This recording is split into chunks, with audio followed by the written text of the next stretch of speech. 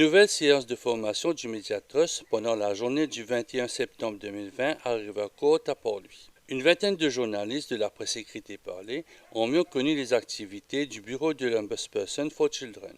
Pour Chairman Suraj Bali, président du Médiatrust, cette formation d'un jour va permettre à celles et ceux présents à mieux travailler leur papier quand il s'agit des enfants. Les médias parlent des enfants comme ils parlent des autres humains, car ils sont tous plongés dans les événements de l'actualité.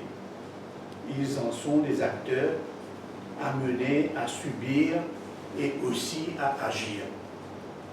Les médias ne peuvent donc pas passer sous silence l'implication des enfants dans les événements de l'actualité. Les codes de déontologie journalistique, les règles professionnelles établies par les médias se montrent peu loquaces sur ce sujet. Mesdames et messieurs, le monde actuel est loin d'offrir à tous les enfants les conditions minimales de vie et développement.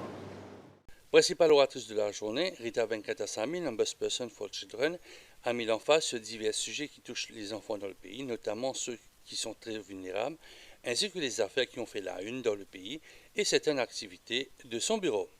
La presse fait déjà énormément de travail en ce qui concerne la promotion et la protection des droits de l'enfant. Et pour le bureau de l'Ombudsperson, la promotion et la protection des droits de l'enfant est un combat qui se conjugue au quotidien.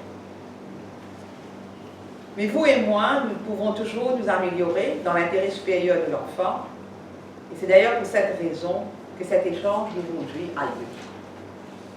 Le mandat de l'Ombudsperson est régi par l'Ombudsperson for Children's Act de 2003. 17 ans se sont écoulés depuis.